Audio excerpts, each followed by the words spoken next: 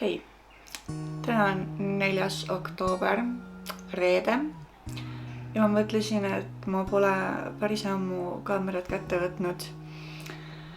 Et täna võiks olla see päev, kui ma seda teen. Ma filmin hetkel köögis, sest Peili magab või õigemini mulle tundub, et ta praegu ärkab. Ja see on ainuke koht, kui ma köögis kaamera panna sain. Ma tean, et valgus tuleb sealt. Aga siin pole just palju kohti, mis minuga sama kõrgel on, nii et see peab hetkel sobima.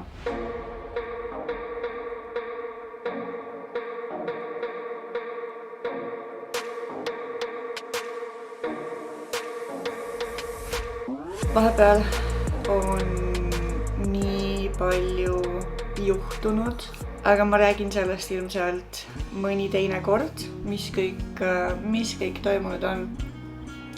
Aga kiirelt ja kokkuvõtlikult lihtsalt, et YouTube nii-öelda ka teab, sest et ma tean küll, et väga paljud vaatavad siin, jälgivad mind, aga Instagramis mitte, seega ma ei ole enam rase. See rasedus lõppes ka kahjuks väga õnnetult. Elu meie vastu karm, pole midagi muud öelda. Ma räägin sellest ükskord kõigest täpsemalt, mis juhtus ja kuidas juhtus, aga mitte täna. See on lihtsalt, et te teate, siis jah, sellega on praegu kahjuks nii. Aga Peili vist ärkas hetkel, nii et ma lähen võtan ta üles. Vaatan, kuidas tal tuju on. Ta köhib täiega. Vaatan, kuidas tal tuju on ja siis vaatame edasi. Just puhkasin ka koos temaga paar tundi, et magas täna üllatavalt kaua, aga karta oli, sest et ta on kella 6 saati üleval. Meil on olnud pikk päev. Ma olin selle raseduse katkestamise pärast. See rasedus siis katkestati tablettidega, sest et see oli peetunud 9. nädalal, nii et see rasedus peetus kahjuks. Ja kuna see siis lõpetati tablettidega, siis ma pidin olema paar nädalat rahulikus režiimis. Mul olid päris suured kõhuvalud, et ma olin päris pikalt out. Mul ei olnud ei vaimset ega füüsiliselt piisavalt energiat, et üldse midagi teha peale ellujäämise. Aga nüüd asi hakkab lahenema, paar nädalat on möödas. Mingi prügiauto praegu segab meid siin. Nii et ma mõtlesin, et ma võtan vaikselt, et üritan vaikselt nagu tavaelu juurde tagasi tulla. Mitte, et see väga kerge oleks ja mitte, et see elu väga tavaline oleks, arvestades kõiki asjaolusid, aga saate aru, mis ma mõtlen.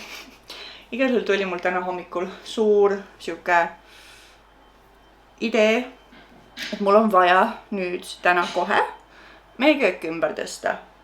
Sest mulle ei meeldinud, kuidas meil siin asjad olid. Meil on üsna kitsas köök. Ja kuna Peili söögitool võtab päris suure ruumi, aga lihtsalt tavalise tooli peal taga ilmselgelt süüa ei saa, sest et on veel liiga lühike, liiga väike, siis ma näitan, mis lahenduse ma välja mõtlesin.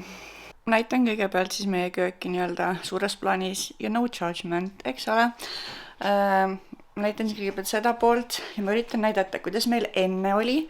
Enne oli siis nii, et siin on see Peili söögitool ja siin oli enne tal see laud ees, aga see laud võttis vähemalt mingi nii palju ruumi, kui mitte rohkem. Päris suur laud oli. Ja siis selle võrra oli meie söögilaud seal pool. Meil on siis söögilaua juures ongi 1, 2 ja 3 tooli, nii et me mahume kõik sööma.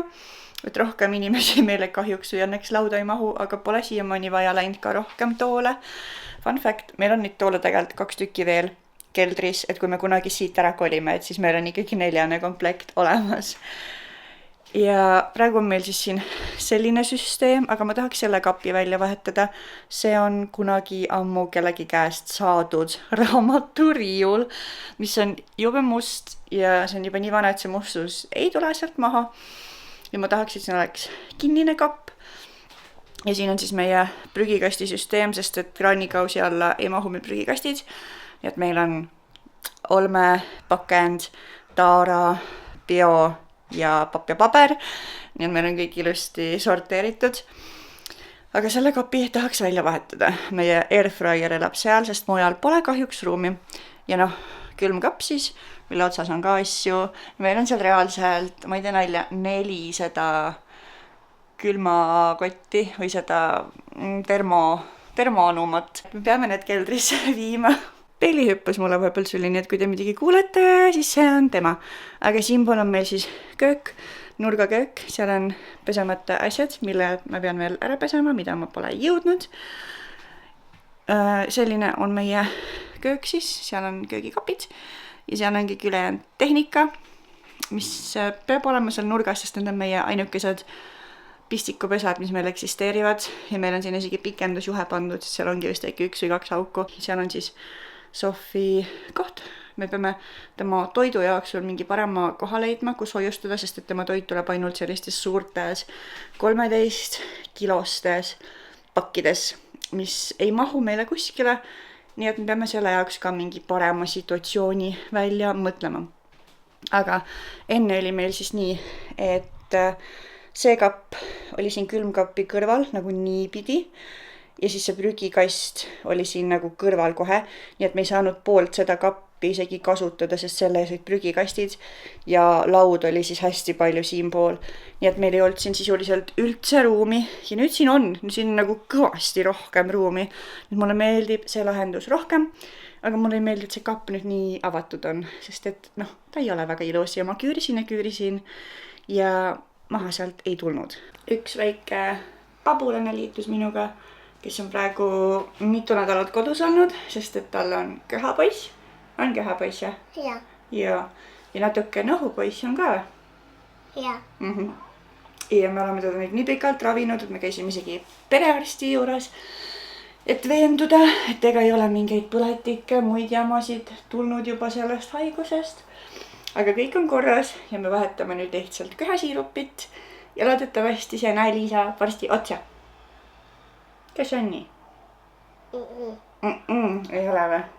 Sest et ta on nüüd päris kaua köhinud ja see köha on nagu öösiti kõige hullem. Päeval tegelikult polegi väga hullu. Mida te teete, Preili? Et ta on nii kaua selles nohus olnud, et me ei saa öösiti üldse magada, sest ta köhib kogu aeg ja ärkab üles. Ja täna hommikul ärkas ta ka sellepärast kell 6, et köhapoiss tuli segama. Kuule, kas sa meelega nokid? Kas ma pean panema su käpad vangi? Ja sellega me oleme olnud kodused ja siin olnud haiged. Ja ma loodan, et ta saab varsti terveks, et ta saaks hakata jälle pooled päevad lasteaias käima. Sest me pole reaalselt, ta jõudiski septembrikuu jooksul mingi 1,5 nädalat käia äkki. Kes see on seal? Peili. Peili? Kes seal veel on? Emme. Mis me teeme seal? Ma ei tea. Ma ei tea. Kolli. Ma juba surfusin Jyskis ka, sest kahjuks IKEA-t või midagi siukest meil siin Tartus niimoodi kohe kättesaadavalt pole. Ja ma leidsin Jyskist ühe, ma ei saa öelda, et see on kapp, sest et need päris nagu köögikapid või siuksed asjad ei mahu meile siia, sest meil on hästi kitsasse, see on 70 sentimeetrit, rohkem siia lihtsalt ei mahu.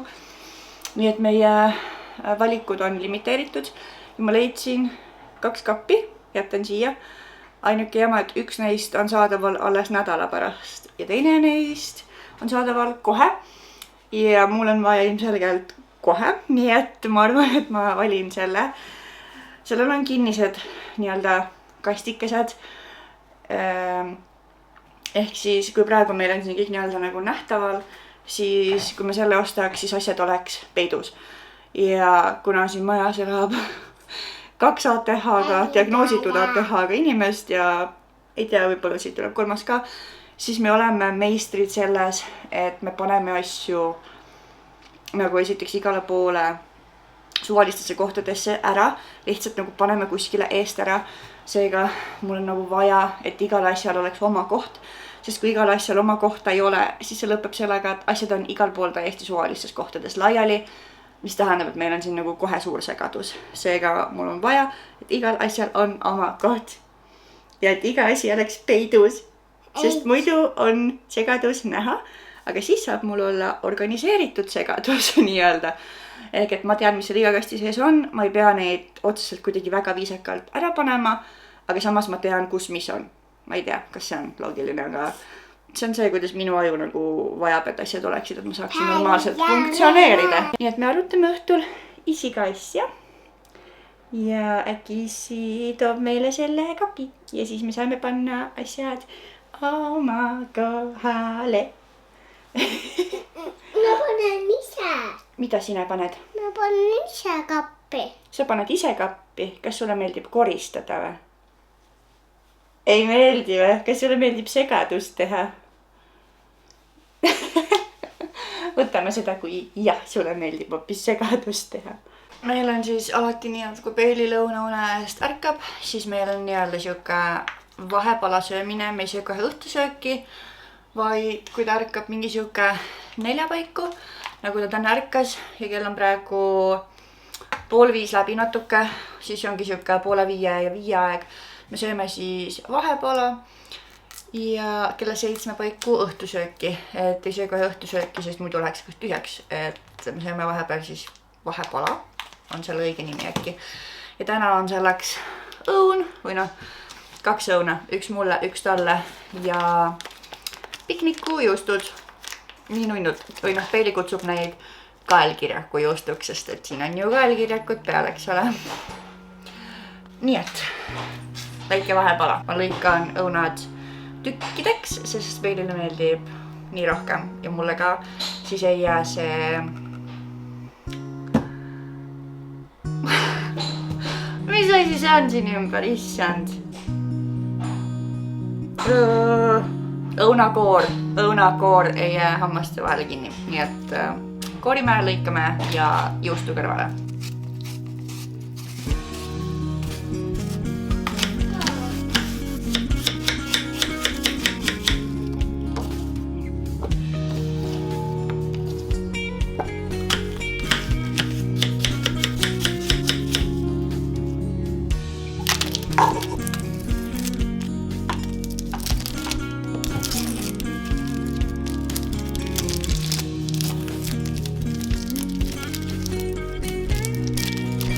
Snäkid on valmis ja väike tibulinu ootab, et saaks võtta.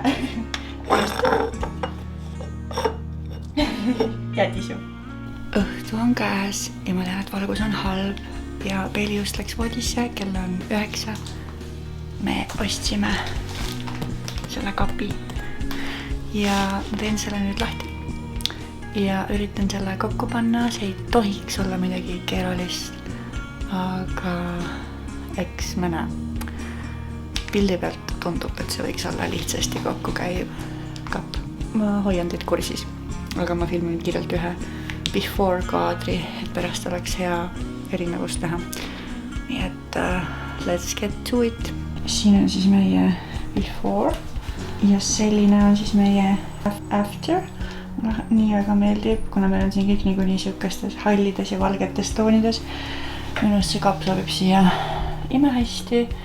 Meil on prügikastid ka samades toonides, kuidagi nagu silmal on kohe palju ilusam vaadata ja asjad saab siis peitu panna silma eest ära, nii et igal juhul ma olen mega hüper rahul sellega, kuidas me köök nüüd väikse uuenduskuuri läbibki. Käes on nüüd ülejärgmine päev. Eile ma ei filminud, aga mis ma eile tegin, ma käisin juuksuris, ma käisin Odeti juures, jätan siia kontaktid, asjad. Mu juuksed olid päris halvas seisus ja ilmselt te näete juba ka, juuksed on lühikesed või väga palju lühemad kui enne. Need on short ja värv on ka hoopis teine. Kell on juba mingi 9:30 õhtul, seega päiksevalgust pole nii palju, kui see lamp siin valgustab. Te näete siis seda tooni, siuke üsna blond, et siit ei tulnud see oranž veel maha, aga ta on tegelikult mu juurega üsna sarnast tooni, lihtsalt juur on siuke cool toned ja see oranž on siuke warm, aga suures plaanis ma väga rahul. Ma üritan kohe tagant ka näidata, aga ma sain siis siukse viimased ka aja, et keegi oli ära tühistanud enda aja ja ma ütlesin kohe, et jah, ma tahan tulla. Et kuna see oli lühike aeg, siis me ei jõudnud triibutada, aga me jõudsime ilusti teha lõikuse, teha sügav puhastava hoolduse ja teha siis värvipesu ka, et seda oranži maha võtta. Nii et ma tulin sealt palju ilusamate ja tervemate juustega välja. Nüüd tahtsin lihtsalt siukse väikse juukse update'i ka siia vlogi lõppu panna. See valgus pole siin köögis ikka üldse kiita praegu. Nii et see värv on ka siuke, oleneb valgusest on ju. Aga igal juhul on mul siis plaan 6 aja pärast Odeti juurde uuesti minna. Ma arvan, et kuskil seal novembri alguses. Ja siis me triibutame minu päris väljakasvu ja seda oranži siis ka. Et sellest ikkagi võimalikult lahti saada ja küll ta ajapikku kulub ka nii-öelda aina rohkem ja rohkem ja rohkem maha. Nii et siuksed juukseplaanid siis. Vaatame, kuidas nad hetkel kasvama hakkavad, sest enne see seis ikka päris hull. Ja mul kukub hästi palju juukseid välja ka. Nii et ma tellisin ühelt oma sõbrannalt juba igasuguseid tooteid, mis võiks selle vastu aidata, rosmariinispreid ja nii edasi. Et hakkan nüüd neid tublisti kasutama ja loodame, et see efekt on siis vähemalt nii palju olemas, et mu juuksed vähemalt ei lange välja enam. Sest mul on päriselt nii vähe juukseid pehas, see on päris hull. Aga mis sa ikka teed ära. Aga selle vlogi ma lõpetan siit kohalt ära hetkel. Kui sulle meeldis, siis vajuta kindlasti seda punast subscribe nuppu ja like seda videot. Ja näeme sinuga juba varsti järgmises videos. Tšau!